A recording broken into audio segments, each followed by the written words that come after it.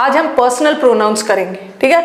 आज हम सारे एरर्स, जितने भी एरर्स जो पर्सनल प्रोनाउन से आता है सारा कवर कर लेना है, ठीक है। इसका नाम पर्सनल प्रोनाउंस क्यों पड़ा? पहले तो मुझे बताओ कि प्रोनाउन किसको बोलते हैं? नाउन के बदले आने वाले वर्ड्स प्रोनाउन है, ठीक है। नाउन के बदले आने वाले वर्ड्स को हम प्रोनाउंस बोलते हैं।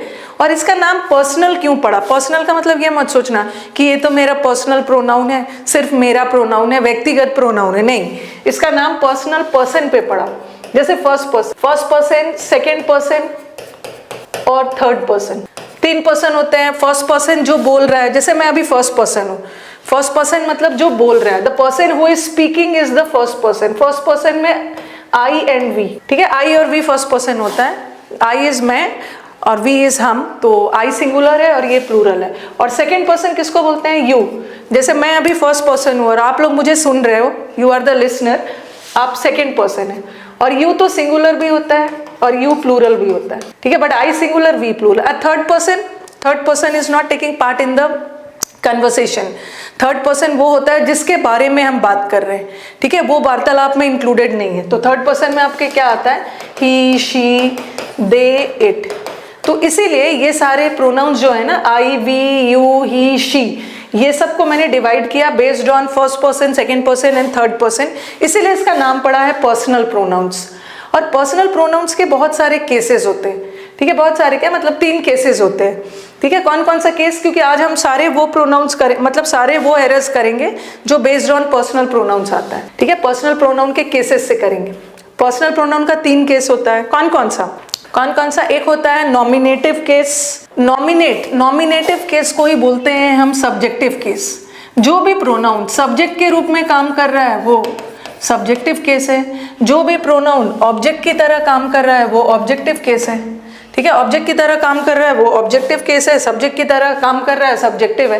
देखो मैंने लिखा आई टोल्ड हिम, यहाँ पे हिम भी प्रोनाउन है और आई भी प्रोनाउन है और हिम भी प्रोनाउन, दोनों प्रोनाउन है। But in this sentence I is acting as the subject.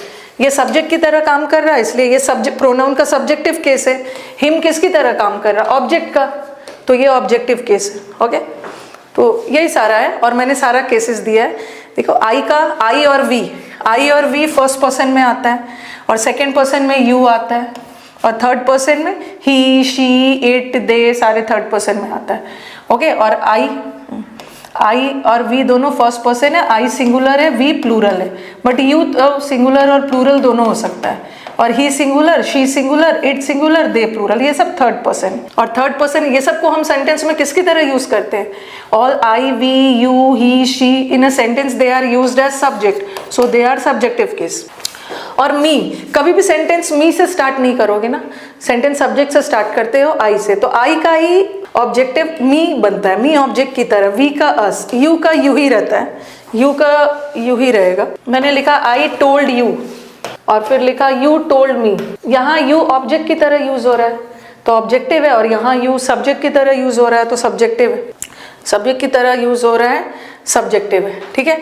अब नाउ कंफ्यूजन आपका क्या होता है? पोजेसिव केस में, possessive comes from the word possession. Possession बताना मतलब मालिकाना अधिकार बताना। कंफ्यूजन जैसे सब्जेक्टिव और ऑब्जेक्टिव में नहीं यूज होगा। प्रोनाउन सब्जेक्ट की तरह यूज है सब्जेक्टिव, ऑब्जेक्ट की तरह यूज है ऑब्जेक्टिव। ही का हिम, शी का हर, इट का भी इट ही बनता है, ठीक है, और दे का देम बनता है। Now the problem arises in this possessive case. Possessive में कंफ्यूजन क्या है? क्योंकि पोजेसिव एक पोजेसिव एडजेक्टिव भी होता है और पोजेसिव प्रोनाउन भी होता है, ठीक है। प्रोनाउन का भी पोजेसिव केस होता है, एडजेक्टिव का भी पोजेसिव केस होता है। देखो माई, अब कई बच्चों को लगता है ना, कई को ये लगेगा कि पोजेसिव, ये पोजेसिव एडजेक्टिव है। कंफ्यूजन आपका किसमें होगा? माई और माइन में, ठीक है, माई और माइन में। आप सोचोगे कि आई का ही तो माई बनता है, तो माई को आप क्या मानोगे? माई को प्रोनाउन मान लोगे, बट नहीं, माई पोजेसिव एडजेक्टिव है और माइन पोजेसिव प्रोनाउन। क्योंकि आप देखोगे, आप ये चीज देखना कि माई के बाद इसको एडजेक्टिव क्यों माना? माई से भी अधिकार बताया जा रहा है। माई के बाद आवर के बाद, योर के बाद, हिज के बाद, हर के बाद, इट्स के बाद, ये सब के बाद एक नाउन की जरूरत पड़ रही है, ठीक है। इन सब के बाद एक नाउन की जरूरत पड़ रही है और इन सब के बाद नाउन की जरूरत पड़ रही है, इसका मतलब ये एडजेक्टिव है। मैंने ऐसा लिख के छोड़ दिया, दिस इज माई, और फुल स्टॉप डाल दिया। डोंट यू फील कि दिस सेंटेंस साउंड्स एब्सर्ड? ये अटपटा है, इनकम्प्लीट है। This is my class, my this is my book, this is my country, तो माई के बाद हमेशा एक नाउन की जरूरत है। This is our country, this is your book, this is his, ये सब के बाद एक नाउन की जरूरत है। और इसको नाउन की जरूरत पड़ रही है मतलब ये प्रोनाउन है ही नहीं, ठीक है। नाउन की जरूरत पड़ रही है, प्रोनाउन है ही नहीं, क्योंकि नाउन और प्रोनाउन एक साथ आ ही नहीं सकता है। ये पोजेसिव एडजेक्टिव है और ये सारे क्या है, पोजेसिव प्रोनाउन, ठीक है। ये सारे पोजेसिव प्रोनाउन है। अगर मैं इतना लिख के छोड़ देती ना, दिस इज आवर्स, ये हमारा देश है, मैं ऐसा लिखती, this is our country, this is our country, ये हमारा कंट्री है। आवर के बाद तो एक नाउन चाहिए, बट आज के बाद नाउन नहीं चाहिए, तो ये सारे पोजेसिव प्रोनाउंस। मैं केसेस इसलिए बता रही हूँ कि क्योंकि अभी हम लोग जो सारा एरर्स करने वाले हैं वो केसेस पे ही करेंगे, ठीक है। तो होपफुली एक बार मुझे रिस्पॉन्ड करिए कि केसेस क्लियर है, so that we move ahead. एक बार मुझे बताओ केसेस क्लियर है? हाँ, सेशंस अच्छे लग रहे हैं तो लाइक कर देना। आज तो 457 वॉचिंग है और 289 लाइक्स है। एक बार मुझे हाँ ओके, केसेस बताना जरूरी है, क्योंकि डायरेक्टली मैं अगर करवाने लगती ना कॉन्सेप्ट्स वगैरह तो आपको नहीं समझ में आता। ओके यस, अब आगे बढ़ते हैं। अब इस पे बेस्ड क्वेश्चंस कैसे आए। ये तो मैंने बताया कि पर्सनल प्रोनाउंस होता क्या है। पर्सनल प्रोनाउन के 3 केसेस होते हैं, ऑब्जेक्टिव, सब्जेक्टिव, पोजेसिव, ठीक है, और ये सब बताया। अब आओ इस पे कैसे क्वेश्चंस आते हैं। क्वेश्चन देखो, यूजेस ऑफ पर्सनल प्रोनाउंस। सबसे पहले इससे कैसा एरर आएगा, पैरेललिज्म वाला एरर आएगा। मैंने आपको पैरेललिज्म वर्ब में भी पढ़ाया, पैरेललिज्म मैंने आपको वर्ब में भी पढ़ाया, ओके। अगर 2 या 2 से अधिक प्रोनाउन, जैसे मैंने आपको वर्ब में बताया था ना, अगर 2 या 2 से अधिक वर्ब अगर एंड से जुड़ा है, और से जुड़ा है, तो दोनों का फॉर्म सेम होना चाहिए। फिर एडजेक्टिव में भी मैंने आपको बताया था कि अगर 2 या 2 से अधिक एडजेक्टिव्स एंड से जुड़ा है तो दोनों का डिग्री सेम होना चाहिए। उसी तरह अगर हमारा 2 प्रोनाउन एंड से जुड़ा है या हमारा दोनों प्रोनाउन और से जुड़ा है, जनरली जोड़ने का काम कौन करता है, कंजंक्शन करता है, तो उस केस में दोनों का केस सेम होना चाहिए। सेंटेंस देखो, this books are for you and I. अब मुझे बताओ कि यहाँ का यू कौन सा केस है, क्योंकि अभी मैंने आपको बताया कि यू एक ऐसा केस है, यू का ऑब्जेक्टिव और यू का सब्जेक्टिव सेम होता है। तो आप मुझे बताओगे कि यहाँ का यू कौन सा केस है। ये यू कौन सा केस है, this books are for you and dash. Object है कि सब्जेक्ट है, दिस बुक्स आर तुम्हारे लिए। प्रेपोजिशन का ऑब्जेक्ट है, प्रेपोजिशन का ऑब्जेक्ट है ये, यस। फॉर लगा है ना, फॉर। जनरली प्रेपोजिशन के बाद ऑब्जेक्टिव केस आता है, तो दिस बुक्स है, ये बुक्स तुम्हारे लिए है, ठीक है। तो यहाँ पे यू ऑब्जेक्ट का काम, ऑब्जेक्टिव केस है, तो इसको भी ऑब्जेक्टिव डालो। एंड से जुड़ा है, आई तो सब्जेक्टिव है ना। Next, you and I will do the work, you and I will do the work। यहाँ तो सब्जेक्ट है ना, यहाँ you सब्जेक्ट है, यहाँ me मत लगाना, ये भी सब्जेक्ट है, तो this one is correct। Ram और my self will do the work. एक सेल्फ वाले प्रोनाउंस क्या होते हैं, सेल्फ वाले प्रोनाउंस रिफ्लेक्सिव प्रोनाउन होता है, ओके। इसका मैं अलग से आपको करवाऊंगी, रिफ्लेक्सिव से कैसे कैसे एरर्स आता है।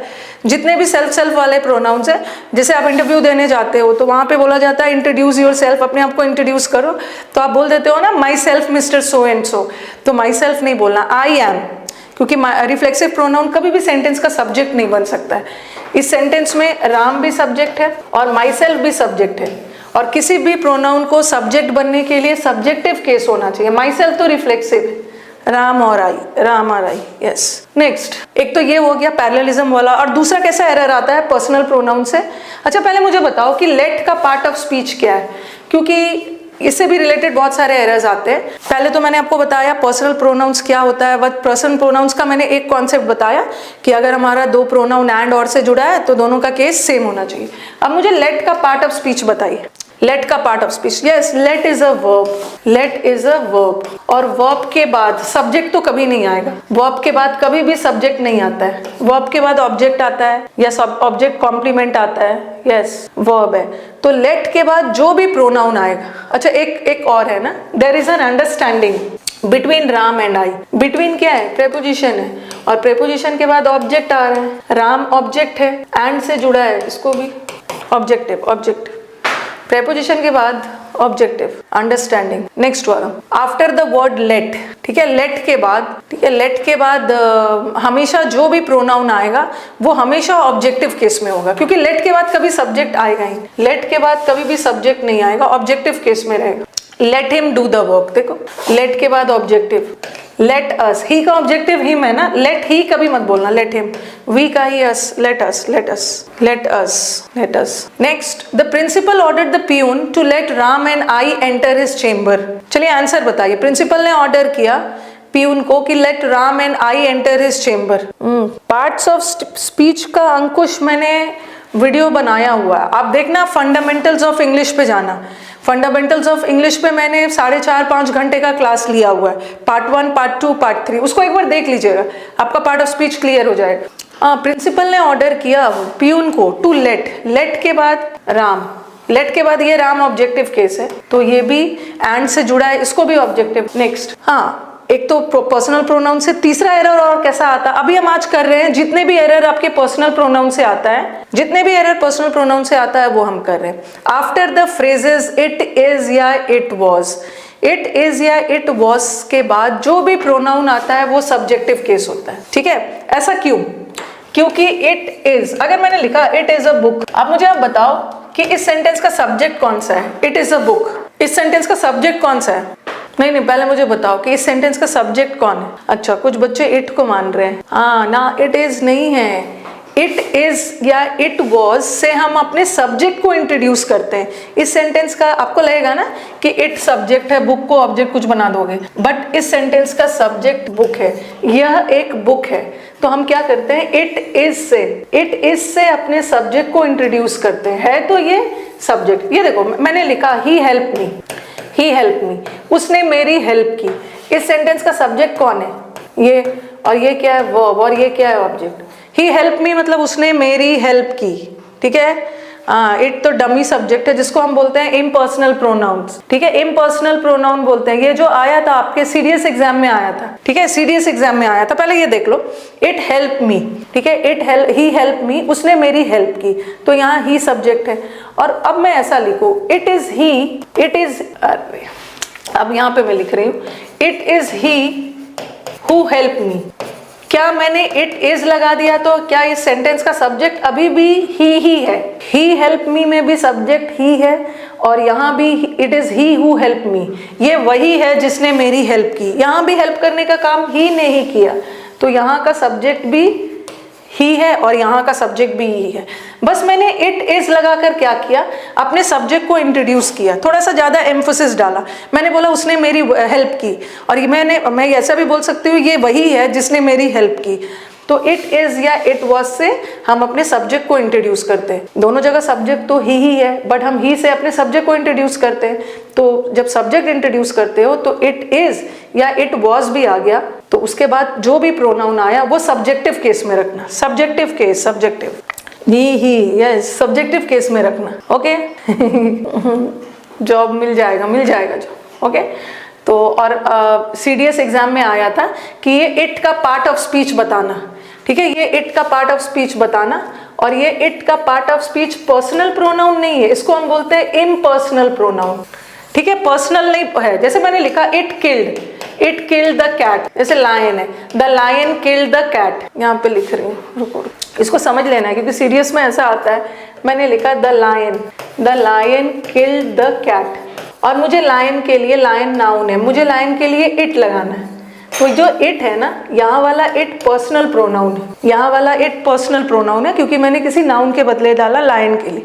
अगर मैंने लिखा it is the lion who killed the cat, अब आप इसको पर्सनल प्रोनाउन नहीं मान सकते। इट इज से हम अपने सब्जेक्ट को इंट्रोड्यूस करवाते हैं, और सीडीएस में आ गया था ना, इस इट का पार्ट ऑफ स्पीच बताइए, और बहुत सारे बच्चे पर्सनल प्रोनाउन करके आ गए, बट इसको हम इम्पर्सनल प्रोनाउन बोलते हैं। ये किसी पर्सन पे रिलेटेड नहीं है, ये डमी सब्जेक्ट इम्पर्सनल है, इससे हम कोई भी सब्जेक्ट को इंट्रोड्यूस कर सकते हैं, किसी चीज को भी कर सकते हैं, किसी थिंग को भी कर सकते हैं। इम्पर्सनल प्रोनाउन है, यस, इम्पर्सनल। हाँ चलो, तो इट इज के बाद, ये तो समझ में आ गया होगा, इट इज के बाद या इट वॉज के बाद कोई भी प्रोनाउन आएगा ना, वो सब्जेक्टिव केस होगा। क्यों? क्योंकि इट इज या इट वॉज से हम सब्जेक्ट को इंट्रोड्यूस करते हैं। कभी कभी आप फोन पे बात करते हो, वहां से कोई पूछता है हु आर यू, तो बोल देते हो ना इट्स मी, अब बोल देते हो ना ये मैं ही हूँ, it's me, but this is wrong English. It is के बाद ऑब्जेक्टिव केस आएगा ही नहीं, इट इज के बाद हम अपने सब्जेक्ट को इंट्रोड्यूस करते हैं, तो सब्जेक्टिव केस होगा। इट वॉज हिम नहीं होगा, इट इज ही। हेल्प करने का काम किसने किया? मी किया है, ऑब्जेक्ट, मी ऑब्जेक्ट है, और काम किसने किया? ही ने। ही ने काम किया तो ही सब्जेक्ट है ना, तो सब्जेक्टिव केस होना चाहिए। चलो next, it is me who is responsible for the mistake. ठीक है, आज मैं थोड़ा सा हरी में हूँ। ओके, आज मैं थोड़ा सा हरी में हूँ। ये तो हिसाब किताब बहुत गड़बड़ है, क्योंकि अब हिसाब किताब बहुत ज्यादा गड़बड़ है। 540, 514 और 448 लाइक, 448 लाइक। चलो बताओ, इट इज मी नहीं होगा, इट इज आई। और एक मिनट, यहाँ मैंने एक और एरर छोड़ा है। आप मुझे बताओ, लाइक करो भाइयों बहनों, आप मुझे बताओ कि और क्या एरर छोड़ा है। दिमाग लगाओ, हरी आप। हाँ, वेरी गुड। हमारे सब बच्चे स्मार्ट हो गए, अब सब स्मार्ट हो गए। इट इज आई, तो आई सब्जेक्ट है ना, और आई के साथ इज नहीं होता, आई के साथ एम होता। बोल क्यों नहीं रहते सब? M, M. अन अकेडमी पे आज वोकैब की क्लास है। ओके, एक तो ये एरर आएगा, और दूसरा, और पर्सनल प्रोनाउन से क्या क्या एरर आएगा? पर्सनल प्रोनाउन से और क्या क्या एरर आ सकता है? अब देखो, if I were he I would help her with money, ऐसा वाला क्वेश्चन भी आता है। चलो आप बताओ जल्दी से, इफ आई वर ही, अगर just see the translation of the sentence.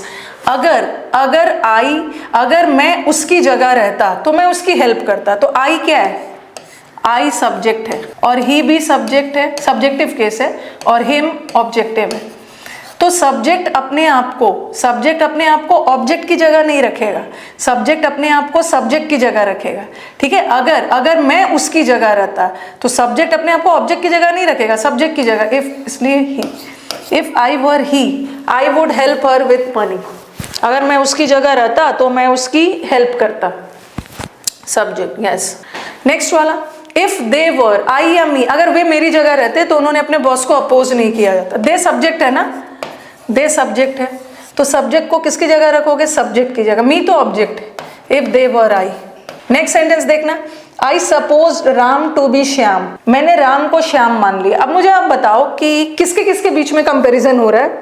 I suppose Ram to be Shyam, नेट। और एक चीज याद रखना है कि नाउन का सब्जेक्टिव ऑब्जेक्टिव सेम होता है, इसलिए नाउन में कंफ्यूजन होता है। आई टोल्ड राम और लिखा मैंने राम टोल्ड मी। प्रोनाउन में तो इजी है, आई सब्जेक्ट है और मी ऑब्जेक्ट है, बट यहाँ राम दोनों जगह राम ही है, बट यहाँ का राम ऑब्जेक्ट है और यहाँ का राम सब्जेक्ट है। मैंने राम को श्याम मान लिया। कंपैरिजन किसके बीच? वेरी गुड शिवम, मैंने राम को श्याम मान लिया, तो यहाँ कंपैरिजन हो रहा है राम और श्याम के बीच में। ठीक है, हाँ, तो मैंने राम को सपोज कर लिया, तो यहाँ कंपैरिजन हो रहा है ऑब्जेक्ट का ऑब्जेक्ट से। ठीक है, आई का किसी से नहीं हो रहा है, ऑब्जेक्ट का ऑब्जेक्ट से। लेकिन नाउन में तो कोई ज्यादा डिफरेंस नहीं है, क्योंकि नाउन का ऑब्जेक्ट और सब्जेक्ट में कोई खास डिफरेंस होता नहीं। बट यहाँ पे देखो, आई सपोज्ड, मैंने राम को डैश मान लिया। चलो अब बताओ, नाउन में कोई दिक्कत नहीं। आज भी मैंने सोचा था रिकॉर्डेड डाल दो, बट फिर मैंने बोला चलो आज कर लेते हैं। हाँ, यहाँ पे कंपैरिजन किसके बीच हो रहा है? ही है सब्जेक्ट और ये है ऑब्जेक्ट। ओके, आई सपोज्ड, मैंने राम को ही मान लिया या हिम मान लिया, बिकॉज यहाँ राम ऑब्जेक्ट का काम कर रहा है ना, राम ऑब्जेक्ट का काम कर रहा है, तो ऑब्जेक्ट का कंपैरिजन ऑब्जेक्ट से करोगे, हिम होगा, हिम। हाँ, after the word than, than के बाद कोई भी प्रोनाउन आएगा, वो सब्जेक्टिव भी हो सकता है और वो ऑब्जेक्टिव भी हो सकता है, दोनों। ठीक है, मैं दैन के बाद मी भी लगा सकती हूँ। मी कौन सा केस है? ऑब्जेक्टिव। और मैं दैन के बाद आई भी लगा सकती हूँ, आई सब्जेक्टिव है। तो दैन अपने साथ दोनों लेता है। आपको देखना होगा कि किस कॉन्टेक्स्ट में सेंटेंस में यूज किया जा रहा है। ठीक है, तो दैन के बाद सब्जेक्टिव केस भी लगा सकते हैं, ऑब्जेक्टिव भी लगा सकते हैं, दोनों आ सकता है। आप सेंस देख लेना। अब दैन से क्या करते हो? दैन से कंपैरिजन करते हो।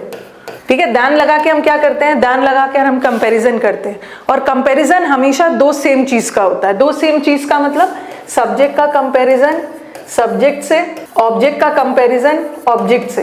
कभी भी हम सब्जेक्ट का कंपैरिजन ऑब्जेक्ट से नहीं करेंगे, सब्जेक्ट का सब्जेक्ट से, ऑब्जेक्ट का ऑब्जेक्ट से। इसलिए दैन के बाद देख लेना, अगर दो ऑब्जेक्ट का कंपैरिजन हो रहा है तो ऑब्जेक्टिव लगाना, दैन के बाद अगर दो सब्जेक्ट का कंपैरिजन हो रहा है तो सब्जेक्टिव लगाना। आपको सेंटेंस में देख के डिसाइड करना है कि कहाँ पे हम ऑब्जेक्ट का कंपैरिजन कर रहे हैं और कहाँ पे सब्जेक्ट का कंपैरिजन कर रहे हैं। डेली बातचीत में हम उतना ध्यान नहीं रखते हैं, बातचीत में हम बोल देते हैं ना, he is better than me, he is better than me बोल देते हैं, but that is wrong English. He is better than me नहीं होगा, he is better than I होगा। ठीक है, ये सेंटेंस देखो, आई नो, जैसे ही इज बेटर देन, हम लोग मी बोल देते हैं, मी या आई। लेकिन यहाँ पे आई होगा, क्यों? क्योंकि यहाँ दैन से किसके किसके बीच में कंपैरिजन हो रहा है? ही, और ही सब्जेक्ट है और मी तो ऑब्जेक्ट है, तो हम सब्जेक्ट का कंपैरिजन ऑब्जेक्ट से नहीं करेंगे, सब्जेक्ट का कंपैरिजन सब्जेक्ट से होगा, तो मी नहीं होगा, is better than I, I होगा, इज बेटर देन आई होगा, I I I is better than I. Okay, चलो अब सेंटेंस देखो, I know better than he या हिम, आंसर बताइए। हाँ, आंसर बताना। हाँ, I know better than he या हिम, ये ही क्या है? ही तो सब्जेक्ट है, ही सब्जेक्ट है और ये ऑब्जेक्ट, ऑब्जेक्टिव केस है। अगेन ये सब्जेक्ट है और ये ऑब्जेक्ट है, ये सब्जेक्ट है और ऑब्जेक्ट है। ऑप्शन में देखो, ऑप्शन में सिर्फ दो लोग हैं, किसके किसके बीच में कंपैरिजन कर रहा? आई नो, मैं उससे बेहतर जानता हूं, तो मेरा कंपैरिजन, मैं सब्जेक्ट हूं और मेरा कंपैरिजन किससे होगा? सब्जेक्ट का कंपैरिजन सब्जेक्ट से होगा ना, तो मेरा कंपैरिजन किससे होगा? ही से, ही से। तो यहाँ का आंसर ही हो जाए, ही। ठीक है, यहाँ तो कोई दिक्कत नहीं, I know better than he, यहाँ पे कोई दिक्कत नहीं है। दिक्कत कब होती है? When you have 3 persons in the sentence, वहां पे दिक्कत हो सकती है। तो यहाँ तो दैन के बाद कौन सा केस आया? Subjective case, because in this sentence we are comparing 2 subjects, I और ही का। चलो अब मुझे नेक्स्ट वाला बताओ, नेक्स्ट का आंसर क्या होगा? हिम कर दिया, नेक्स्ट का आंसर बताइए। Good morning everybody. I know you better than he या I know you better than him. यहाँ पे 3 लोग आ गया, ये देखो, यहाँ पे देखो 3, आई भी है, यू भी है, बेटर भी है। अब देखो यहाँ पे देखना, एक का आंसर यहाँ पे तो सब्जेक्ट चाहिए था, क्योंकि 2 लोग हैं, सब्जेक्ट का कंपैरिजन सब्जेक्ट से, बट यहाँ पे 3 लोग हैं, एक ये है, एक ये है और एक यहाँ पे। देखो I know you better then, यहाँ पे हिम भी सही है, और ऐसा क्वेश्चन एग्जाम में आपको देंगे नहीं, ऐसा क्वेश्चन आपको एग्जाम में इसलिए नहीं देंगे क्योंकि इस सेंटेंस में एक जगह पर हिम भी करेक्ट है और एक जगह पर ही भी करेक्ट है। तो जनरली जो एग्जाम में क्वेश्चन आता है वो ये वाला आता है, आई के साथ हिम लगा के दे देंगे, आई का कंपैरिजन सब्जेक्ट से हो रहा है। ऐसा क्वेश्चन, ये वाला क्वेश्चन एग्जाम में इसलिए नहीं देंगे बिकॉज यहाँ पे दोनों की पॉसिबिलिटी बन सकती है, दोनों की पॉसिबिलिटी बन सकती है। यहाँ पे आप दैन के साथ हिम भी लगा सकते हो, यहाँ दैन के साथ ही भी लगा सकते हो, बट दोनों में डिफरेंस क्या है? यहाँ पे सेंटेंस देखना, आई नो यू बेटर देन, अगर मैं हिम लगाती हूँ ना, तो इसका मतलब क्या? आई, मैं जो हूँ वो यू को ज्यादा अच्छे से जानती हूँ, मैं हिम को अच्छे से नहीं जानती हूँ। तो यहाँ कंपैरिजन आई का किसी से नहीं हो रहा है, यू और हिम का हो रहा है। ये सेंटेंस देखना, आई जो है, आई हमारे सेंटेंस का सब्जेक्ट है, आई हमारे सेंटेंस का सब्जेक्ट है। आई किसको जानता है? यू को, यू ऑब्जेक्ट है, यू ऑब्जेक्ट है, ठीक है, आई सब्जेक्ट है और यू ऑब्जेक्ट है। आई जो है वो यू को ज्यादा अच्छे से जानता है, आई जो है वो हिम को अच्छे से नहीं जानता है। तो यहाँ कंपैरिजन किसका हो रहा है? हिम भी ऑब्जेक्ट है, यहाँ कंपैरिजन हो रहा है ऑब्जेक्ट का ऑब्जेक्ट से। आई जो है वो यू को ज्यादा अच्छे से जानता है, ठीक है, आई जो है इस ऑब्जेक्ट को यू को ज्यादा अच्छे से जानता है, हिम को अच्छे से नहीं जानता है। तो यहाँ पे कंपैरिजन बन रहा है यू का हिम से, तो यू ऑब्जेक्ट है, ऑब्जेक्ट का कंपैरिजन ऑब्जेक्ट से हो रहा है, ऑब्जेक्ट का कंपैरिजन ऑब्जेक्ट से हो रहा है, ठीक है। अब नेक्स्ट वाला सेंटेंस देखो, नेक्स्ट वाले सेंटेंस में अगर ही लगाती हूँ ना, अगर ही लगाती हूँ तो उसका मीनिंग अलग जाएगा। उसका मीनिंग क्या जाएगा? I know you better than he. यहाँ मैंने सब्जेक्ट का कंपैरिजन सब्जेक्ट से क्यों किया? इसका मतलब अलग जा रहा है कि आई जो है वो यू को ज्यादा अच्छे से जानता है, ही जो है वो यू को अच्छे से नहीं जानता है, आई यू को अच्छे से जानता है। तो यहाँ पे comparison is between I and he. यहाँ मैंने सब्जेक्ट माना है, सब्जेक्ट का कंपैरिजन सब्जेक्ट से। हाँ, दोनों सही है तृप्ति, ऐसे तो दोनों सही है, उसीलिए मैंने बोला ना एग्जाम में दोनों ऐसा वाला सेंटेंस नहीं आया, क्योंकि यहाँ पे तो दोनों की पॉसिबिलिटी जा सकती है, ठीक है। तो यहाँ पे आई जो है यू को अच्छे से जानता है, हिम को नहीं जानता है। तो ऊपर वाले सेंटेंस में ऑब्जेक्ट का कंपैरिजन ऑब्जेक्ट से, और नीचे वाले सेंटेंस में आई जो है ये यू को ज्यादा अच्छे से जानता है, ही जो है ये यू को अच्छे से नहीं जानता है। तो कंपैरिजन आई और ही के बीच हो रहा है ना, किसको लेकर?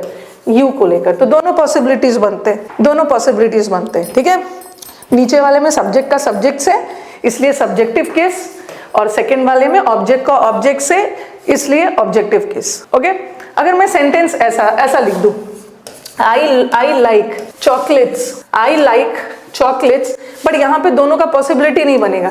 आई like chocolates more than he या हिम। अब बताओ, यहाँ तो दोनों बन सकता है, एक ऑब्जेक्ट बन सकता है और एक सब्जेक्टिव भी हो सकता है। यहाँ दोनों की पॉसिबिलिटी है, बट इस सेंटेंस में दोनों की पॉसिबिलिटी नहीं है। इस सेंटेंस में पॉसिबिलिटी एक ही है। क्यों? क्योंकि ये बोल रहा है आई जो है वो चॉकलेट्स को ज्यादा पसंद करता है, ही चॉकलेट्स को पसंद नहीं करता है। तो यहाँ में चॉकलेट्स का, ये चॉकलेट्स ऑब्जेक्ट है, चॉकलेट्स ऑब्जेक्ट है और ये भी ऑब्जेक्ट है। तो यहाँ पे मेरी मजबूरी है कि I can not compare two objects, I can not compare two objects because chocolates का कंपैरिजन किसी व्यक्ति से नहीं हो सकता है, ठीक है। यहाँ पे तो व्यक्ति का कंपैरिजन व्यक्ति से हो सकता है, ऑब्जेक्ट में ये भी पर्सन है, ये भी पर्सन है, बट यहाँ तो ऑब्जेक्ट में चॉकलेट्स थिंग्स है और हम थिंग्स का कंपैरिजन, चॉकलेट्स ऑब्जेक्ट है, थिंग्स का कंपैरिजन किसी पर्सन से नहीं करेंगे ना, तो यहाँ पे दोनों की पॉसिबिलिटी नहीं है, यहाँ पे तो ही होगा। आई जो है वो चॉकलेट्स ज्यादा पसंद करता है, ही ज्यादा पसंद नहीं करता है, तो कंपैरिजन आई और ही के बीच में हो रहा है, किसको लेकर, चॉकलेट्स को लेकर, चॉकलेट्स।